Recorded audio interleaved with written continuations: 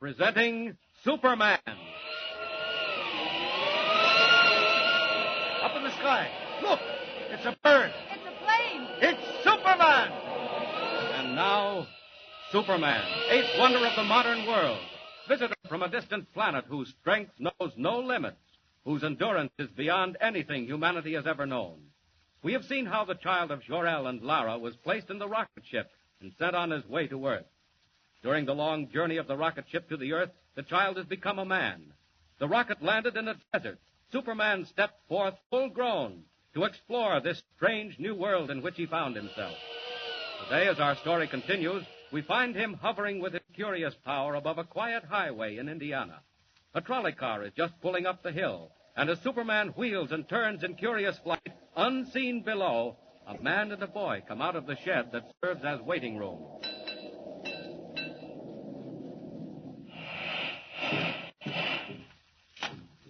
Morning, Professor. Good morning. Going into town. Yes, that's right, John. Taking Jimmy to the fair. That is a great show, all right. Well, I reckon you're my only passengers. Make yourselves at home. I'm going to get me a drink of water. All right.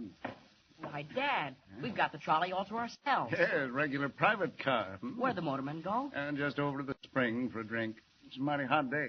You better hurry or we'll be late. We can't start without the motorman. But we are starting. Look, Dad. The doors have closed. We're moving. Yes, what happened? Dad, I want to get out. The brakes. Something happened to the brakes. Let's get out, quick. Open the doors. They're jammed. They're tight shut. Dad, we're going faster and faster. We're going downhill. Dad, what are we going to do? Jimmy, come here. The window. Out the window, Dad. Get it open. Smash it. Oh, wait. Jump, Dad. Jump. No. It's too late. Going too fast. We've got to, Dad. Look, there ahead, there's a tree. Jimmy. A tree's falling right in the tracks. Look, there in the sky. It's a man. Why, he's flying. It can't be. It's not possible. Dad, he's coming straight at us. He's swooping down. He's carrying off the roof. Dad! Quick! Grab hold of me. No, put me down. Let me go. Stop it. One under each arm. Out through the top. Hold on. We're going to crash.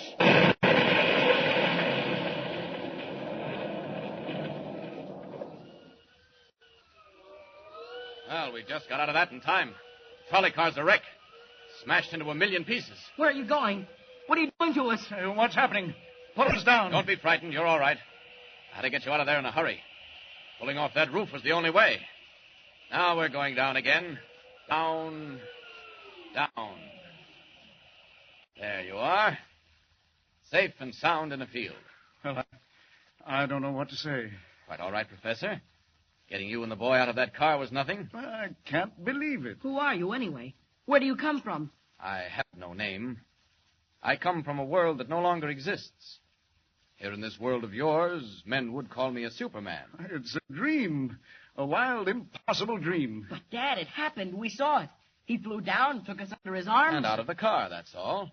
Nothing so strange about that. And you saved our lives, Jimmy's and mine. I don't understand even now, but I'm grateful. Are you, Professor? Well, do you doubt it? Would you do something to prove it? Would we? Anything at all. Then make me a promise. Promise that you'll say nothing at all about what's happened. What? Don't you want people to know? Not just yet. I want no one to know, except those I help. Will you promise? Well, if you wish. I do, believe me. Then you have our word. Is that all? No.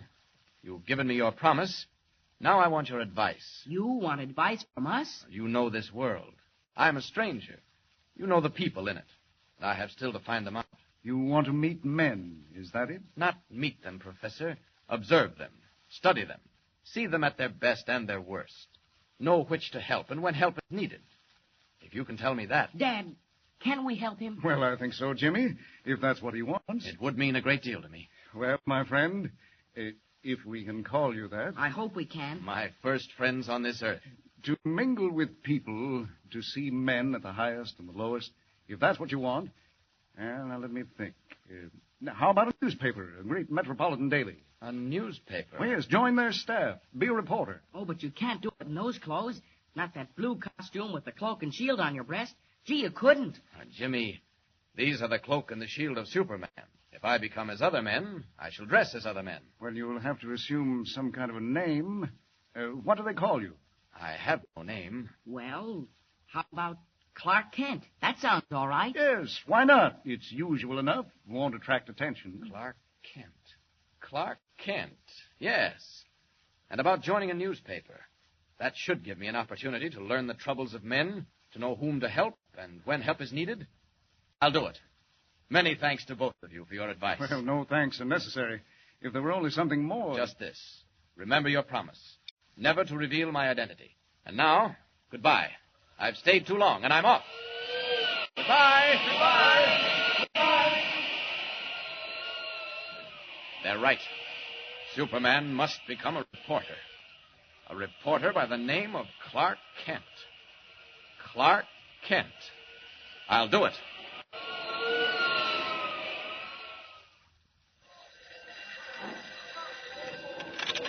Steady, Rome. White. Listen, Chief. You better get somebody in that railroad story right away. Anything break? Looks bad. I don't know where your dope came from, but it sure was right. Well, where are you now? At the yards out of town. If I were you, I'd have somebody watch the man they call the Wolf. The Wolf. That's what I do, Chief. Watch him. Trail him. Follow him every minute. He's at the bottom of this as sure as you're born. Oh, hey, I gotta beat it. Someone's coming. So, Excuse me, Mr. White. That young man's still waiting. What young man? Oh, the one who wants a job? Well, let him wait. Who have we got that's free? McCann's on the coast. Grayson's down in Virginia. Most of the day men are full up. I knew it. Confound it's always the way. Something breaks and nobody to handle it. What is it, Mr. White? Railroads. Sabotage. I didn't believe it, but there may be something in it after all. If there is... Yes, sir? If there is, Miss Smith, it'll be the biggest story since Lindbergh.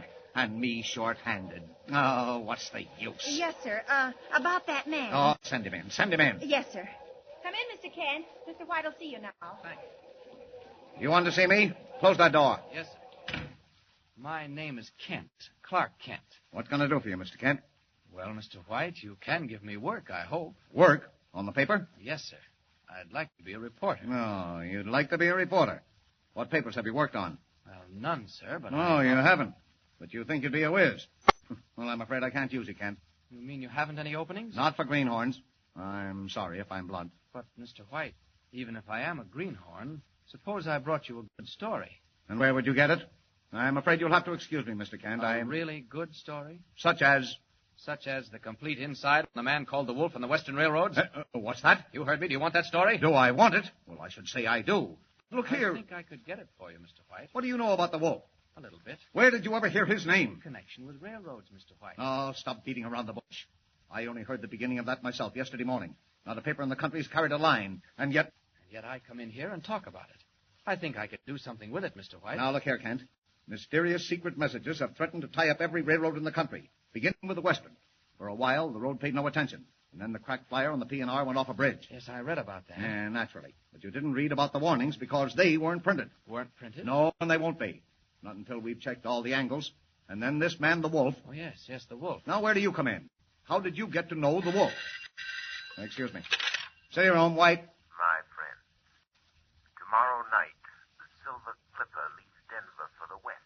It will not arrive in Salt Lake City. Hey, what's that? Who's this? I have been called the Wolf. Goodbye. Hey, come back here. Come back here. Wait. Yes, Mr. White? Where did that call come from? I'm sorry, sir. The party's been disconnected. Nuts. Beg your pardon, sir, but if that call did come from the Wolf, I should be inclined to believe it. Huh? How do you know who that was? If I were you, I'd warn the officials in charge of the Silver Clipper. Look here. You couldn't hear that phone. What is this? How do you know who called me? As I was saying, Mr. White, suppose I brought you a good story. The story of the Silver Clipper and the Wolf. I take chances, Kent. I'm going to take a chance on you. Thank you, Mr. White. It's 2,000 miles. You'll have to hop a plane. I'll get there, Mr. White, in spite of the weather. Lord, I hadn't noticed the weather. Well, get to the airport anyway. You ready, Mr. White? Miss Smith, this is Clark Kent, temporarily attached to our staff. You'll note I said temporarily. Yes, sir. Kent leaves for the west for the first plane. Get him tickets and a $200 advance. Mr. White, all planes are grounded. That's all right, sir. I'll get there. Take him outside. Show him what he needs to know. Mr. White, I'd like to thank you. Oh, let it go, Kent. Let it go. You get the story and you get a job. You're either clairvoyant or the luckiest guesser alive. Either way, I can use you.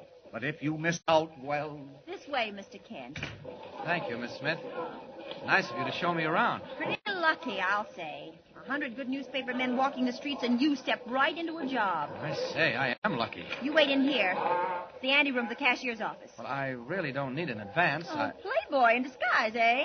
Wait here. Oh, what a rotten night. Don't fall out that window. It's 20 stories down. Beautiful view, even in the fog. You wait right here till I get your money. Then I'll introduce you to a few real newspaper men. Plane's grounded. 2,000 miles to go. Sorry, Miss Smith. I'm afraid I can't wait. Clark Kent may need a plane, but Superman doesn't. Up with the window. And out. Get out. Hope I didn't keep you waiting too. Miss Smith. What is it? Miss Smith. Oh, what's wrong? That man. Did he go out, that Clark Kent? Nobody went through the city room. He didn't go out. Well, I left him right here. The window. Oh, the open window. He went through it, and it's 20 stories down. He went out through the window? Out the open window, 20 stories above the ground. In the wink of an eye, Clark Kent, cub reporter for the Daily Planet, becomes Superman, eagle of the sky, winging his way west over city and plain, river and mountain, through the storm-swept night. But will he be in time? Can he checkmate the strange figure called the Wolf, discover the plot, save the Silver Clipper, roaring toward Denver at 90 miles an hour? And remember, don't miss the next installment of Superman. In the sky. Look! It's a bird. It's a plane. It's Superman! Superman is a copyrighted feature appearing in Action Comics magazine.